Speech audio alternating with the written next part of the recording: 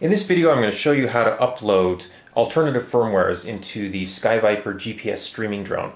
So first go to ArduPilot.org, then click on the docs link, and then the wiki will come up. Select Copter, then Skyrocket, then in the More Info section there's an uploading software page. So you just click on that, and this has all the instructions. One of the first things to decide is which version of the firmware you want to use. So there's the official firmware from Skyrocket. I'm going to upload the latest firmware from ArduPilot. So click on this. This brings you to the firmware.ardupilot.org in the SkyViper v2450 directory. And I'm going to click and download the arducopter.abin file. Then just press save. And that's going to be downloaded here. And it looks like I've done it twice. So this is the file that we're going to upload. Okay, next thing I'm going to do is plug in the drone, turn on the transmitter.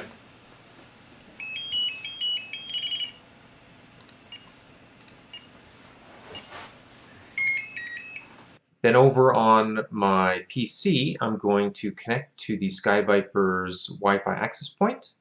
So just click connect, and the default password is Viper GPS. Then click next. Then I'm going to open up a new web browser, and I'm going to go to the URL of the web server running on the drone itself. So that's 192.168.99.1. That brings up the SkyViper web server. And then I'm going to go to the upgrade firmware page. Click on that. Then go down to the upgrade ArduPilot firmware section. And I can actually see which version of the firmware I've got on here right now. So this is the latest version from Skyrocket that I've got on there. Now I'm going to click the Browse button. Then I'm going to select that .abin file that I downloaded a moment ago. Click Open, and then push the Upload File. And then at the top of the page, I can see this little green bar crawling from left to right.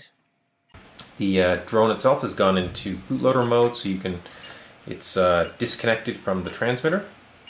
That's why the transmitter is beeping away. Upload takes a minute or two.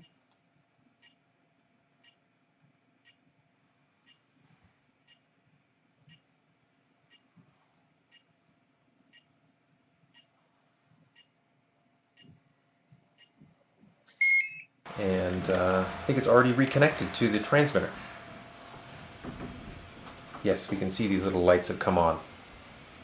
Sometimes after a firmware upload, you need to redo the accelerometer calibration, which can be found on the SkyViper web server's calibration screen. And then I'll just start simple accelerometer calibration. That's easier. There it is, it's done now. I'm going to try raising the throttle a little bit. There we are. All working.